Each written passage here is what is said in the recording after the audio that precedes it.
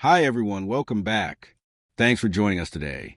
We have a brand new story to share with you. So let's begin. My name is Calvin, and for many years, I never imagined that one day I'd be sitting here talking about how everything slowly fell apart right in front of me. But life has a way of surprising you, and not always in the best way. Lauren started spending more time on her phone.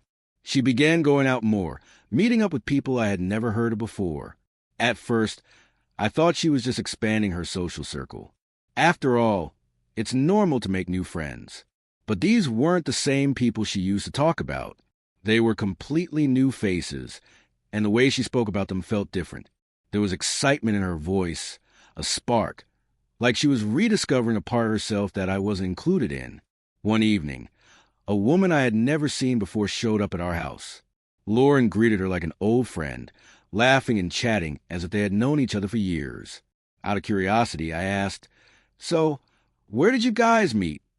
It was just a casual question, nothing suspicious, at least not yet. But instead of answering normally, Lauren's expression changed. Her smile faded for a second. "Do you want to police me now?" she snapped. Her reaction caught me off guard. It was such a simple question. Why was she so defensive? I wasn't accusing her of anything, just making conversation. But in that moment, something inside me told me to stop pushing. I didn't want to turn a small moment into an argument, so I just nodded and let it go. But I didn't forget. I started paying closer attention to the little details. The more I watched, the more I realized that Lauren was changing in ways I never expected. She became distant and secretive, spending hours on the phone, making plans. She wasn't talking about work or catching up with family. It was always about some new bar, a fancy restaurant, or a weekend event that sounded far more exciting than the quiet nights we used to enjoy together. If I walked into the room, she would lower her voice or step outside to finish her conversation. I knew something had changed, but I didn't want to be that paranoid husband who overthinks things. So I just watched. Then came the day I walked into our bedroom and saw that Lauren had completely transformed her wardrobe overnight. Her side of the closet, once filled with simple, comfortable outfits, was now packed with short dresses, tight skirts, and tops that left very little to the imagination. The only thing she didn't get rid of was her work clothes, but even those seemed like an afterthought now. Bags from high-end stores were stacked in the corner, price tags still attached. It wasn't just a few new outfits. It was a complete reinvention of herself. I stood there for a moment, trying to process what I was seeing. This wasn't normal. I turned to her and asked, "What's going on? Why the sudden change?" She didn't even hesitate. She smirked, tossed a new dress onto the bed, and said, "It's my hot girl season." It felt like I was watching my wife turn into a stranger. I want to say something, to ask her what this meant for our marriage. But I held back. Starting an argument wouldn't change anything. Then Lauren started coming home late. She always had the same excuses. Work ran late. There was an emergency at the office. Her boss needed her to stay for a meeting. And I wanted to believe her. I really did. But something about it didn't add up. Things escalated quickly. On the night she did come home early, she would get dressed up and leave again. At first, her explanations were half-hearted. "Oh, it's just a little get-together. Nothing serious," she'd say. But the outfits she picked weren't casual. They weren't even appropriate for an office happy hour. Tight dresses, short skirts, high heels. She looked like she was heading to a nightclub, not a casual outing. One night, I finally asked, "Where exactly are you going, Lauren?" She just laughed, brushing me off like I was being ridiculous. But I wasn't laughing. I looked her in the eye and said, "I don't think it's right for a married woman to be out late all the time." The way she looked at me, it was like I had just said the most offensive thing in the world. She scoffed and said, "It's my life and I'll live it how I want." And just like that, the conversation was over. She made it very clear. Whatever I thought didn't matter to her anymore. From that night on, things started falling apart. We barely spoke. Conversations were reduced to polite exchanges about groceries or bills. And intimacy? That was completely gone. She didn't touch me. She didn't kiss me. She barely even looked at me. When she was home, it felt like I was living with a stranger who didn't even respect me enough to hide how little she cared. I tried to focus on other things, work, hobbies, anything to avoid thinking about what was happening. But ignoring it didn't help. In fact, it only made things worse. The more I stayed silent, the bolder she became. Girls' night out became a weekly ritual, and she stopped pretending it was innocent. She would come home at 2 a.m., sometimes 3, stumbling through the door, reeking of alcohol. Some nights, she didn't even bother saying hello. She just crashed on the couch, too drunk to make it to the bedroom. I knew I couldn't keep ignoring what was happening. I wanted to believe that Lauren was just going through a phase, that maybe she was caught up in the excitement of her new social life and would eventually settle down. But the thoughts kept creeping back, eating away at me. One night, I met up with my friend Eric, the one person I knew would give it to me straight. I told him everything. How Lauren had changed. How she was always out. How our marriage felt like it was falling apart while she acted like she was single. He listened, nodding slowly. Then he said something that hit me like a brick. When a woman starts acting like this, there's usually something bigger behind it. You need to find out what's really going on. His words stuck with me. For months, I had been trying to rationalize her behavior. But what if there was something going on that I wasn't blind? I didn't want to be the naive husband who ignored the truth until it was too late. So after a lot of thinking, I made a decision. I was going to find out for myself. I hired a private investigator. He assured me that these things take time and that I had to be patient. So I waited. Days turned into weeks. Then months later, the evidence started coming in. What he found shattered any hope I had left. The investigator showed me photos and videos of what Lauren had really been doing. The so-called ladies' nights weren't just innocent dinners or drinks. They were full-blown reckless parties. In some photos, she was playing drinking games that no married woman should be playing. In others, she looked like she was reliving her teenage years. Wild, carefree, and completely unbothered by the fact that she had a husband at home. It was surreal, like I was looking at a stranger. I sat in silence as I went through the evidence. It was hard to believe what was right in front of me. Then one morning, I woke up knowing exactly what I had to do. For weeks, I'd been carrying the truth like a weight in my chest. I had seen the pictures. I had watched the videos. I knew exactly what my wife had been doing on her so-called girls' nights out. But I wasn't going to tip my hand, just yet. I wanted to see if there was even a shred of the woman I had married left inside her. She was in the kitchen when I walked in, sipping her coffee. I leaned against the counter, studying her for a moment before I spoke. "Lauren," I said, my voice calm but firm, "what's really going on with you?" She barely looked up. "What do you mean?" "I mean the late nights, the new friends, the constant going out. You barely talk to me anymore. You barely even look at me." I searched her face for any sign of hesitation, any flicker of guilt. Then I asked, "I need to know, are you still committed to this marriage?"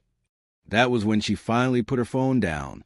But instead of looking guilty or regretful, she looked annoyed, like I was wasting her time. "Calvin, don't start," she sighed, shaking her head. I didn't back down. "I'm serious, Lauren. I see what's happening here. You've changed. And if there's something you need to tell me, now's the time." That was when she laughed. Then she leaned back against the counter, smirking. "You really think you can control me, don't you?" Her voice was laced with mockery. "You can't stop me from doing what I want." That was it. That was all she had to say. I stood there, frozen. I had expected denial, maybe even an attempt to cover her tracks. But not this. Not this level of defiance. It was like she had already made peace with throwing our entire marriage away. She wasn't planning on stopping. She wasn't planning on fixing this. Because in her mind, there was nothing to fix. I was lost in thought. Had she always been like this? Had this selfish, reckless side of her always been there, buried beneath the surface, waiting for the right moment to come out? Or had those new friends of hers pulled her into something she wasn't strong enough to resist? As I stood there, watching her go back to scrolling through her phone, like I was nothing more than background noise, I realized something painful. I probably never really knew her at all. After that encounter, I knew I couldn't stay in this marriage. Lauren had already checked out. She lived in the same house as me, slept in the same bed, but emotionally, she was gone. I was holding on to a marriage that barely existed anymore. And the worst part? She didn't even care. I started thinking about what would happen if I didn't make the first move. If I sat back and waited, I knew exactly how this would play out. One day, she'd wake up, look at me, and decide she was done. I'd come home to find half the closet empty. And when that moment came, I'd be the one left scrambling. I wasn't going to let that happen. I needed to take control. So I did something I never thought I'd have to do. I met with a lawyer and started preparing for divorce. I handed over the investigators' reports, all the proof of her late-night escapades, the parties, the things she did when she thought no one was watching. Legally, I had everything I needed. It was clear-cut. No matter how much she tried to twist the truth, the evidence spoke for itself. The papers were drawn up, ready to go. All I had to do was hand them to her. But I didn't. Not right away. Because as much as I knew it was the right thing to do, I couldn't bring myself to end it. No matter how selfish, reckless, or downright cruel Lauren had been, I still loved her. Or maybe I just loved the version of her that existed before all of this. I hoped that one day she'd wake up, see what she was doing, and realize she didn't want to lose me. So I waited. Days turned into weeks. Weeks turned into months. The papers sat in my desk drawer untouched. Every time I thought about bringing them out, something stopped me. Hope, maybe, or denial, or just the fear of what it would mean to finally let go. I remember sitting at the kitchen table one evening, staring at my hands, trying to figure out how to approach her. By this point, our marriage felt like a dying fire, barely holding on to its last embers. I wasn't stupid. I knew things had changed. But no matter how bad it got, I held on, telling myself there was still something worth saving. So I decided to try, one last time, not to argue, not to accuse, just to talk. When she walked in, dressed up like she was headed to some high-end club, I didn't stop her. I didn't even ask where she was going. Instead, I just said, "Lauren, can we talk for a second?" She sighed, clearly annoyed, but sat down across from me, arms crossed, already on the defensive. I took a deep breath. Don't you see how your new lifestyle is tearing us apart? I wasn't angry. I was tired. She tilted her head, like she genuinely didn't understand what I was talking about. And then, with the most casual tone, she said, "What's wrong with our relationship? It's fine the way it is." Just like that. That was the moment it hit me. I was fighting for a marriage that only existed in my head. She didn't care. She had already moved on, whether emotionally or physically. It didn't even matter anymore. I was the only one still standing in the ruins, trying to fix something she had already burned to the ground. I just sat there, nodding as the reality settled in. This wasn't a rough patch. It was over. The only person who hadn't accepted it yet was me. One evening, after that conversation, I was sitting on the couch, flipping through channels.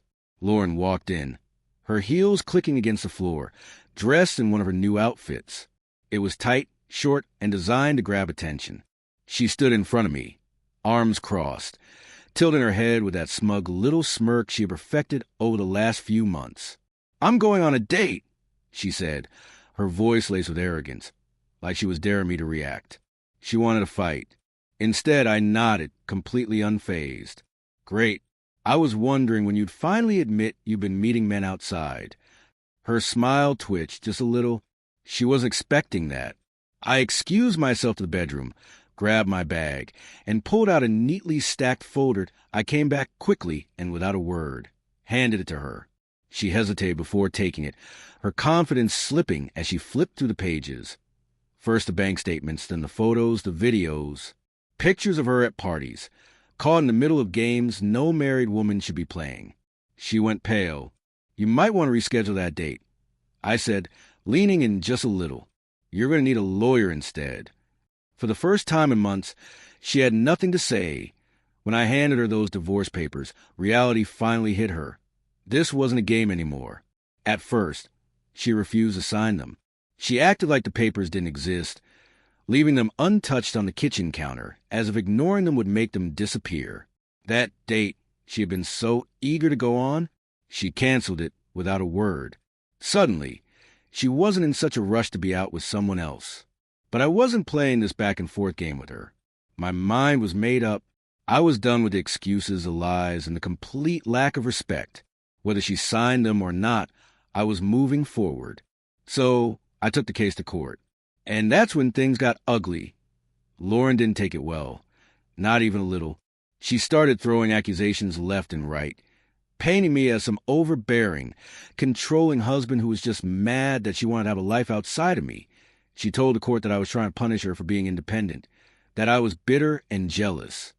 She even went as far as making up stories, twisting things around to make it seem like she was the victim. It was exhausting to hear her rewrite history like that. But I had the truth on my side. And more importantly, I had evidence. The more she tried to attack my character, the more desperate she looked. People started seeing through her act, even her own friends. It's funny how quickly people switch sides when the truth is out in the open. In the end, the court ruled in my favor and the divorce was finalized. Just like that, it was over. And as much as it hurt to walk away from the woman I had once loved with everything in me, I knew I had made the right choice. Lauren lost more than just a husband. She lost stability. She lost the comfort of a home where she was cared for and safe. She may have realized too late that the thrill of living her best life came with a cost. But by then, I had already moved on. When I first married Lauren, I truly believed that love could overcome anything. I thought that if you truly cared about someone, if you had history with them, then you could always find a way to fix things. But I learned the hard way, love is not enough. Not if respect and commitment aren't there. You can love someone with everything in you, but if they don't value the relationship, if they don't care about what you both built, then it's a losing battle. Another lesson I had to learn: when someone shows you who they really are, believe them. I kept holding on to the version of Lauren that I fell in love with, not the one standing in front of me. But people change. And sometimes the person you love becomes someone you don't even recognize. My mistake was thinking that if I just held on a little longer, if I was patient enough, she'd come back to me. But the reality is, when someone makes it clear they don't respect you, you have to respect yourself enough to walk away. Now, I have a question for you all. What would you have done in my position? If you were in a marriage where your partner started treating you like an afterthought, where they ignored your feelings and lived like they were single, how would you have handled it? Would you have fought harder? Would you have left sooner? I'd love to hear your thoughts in the comments.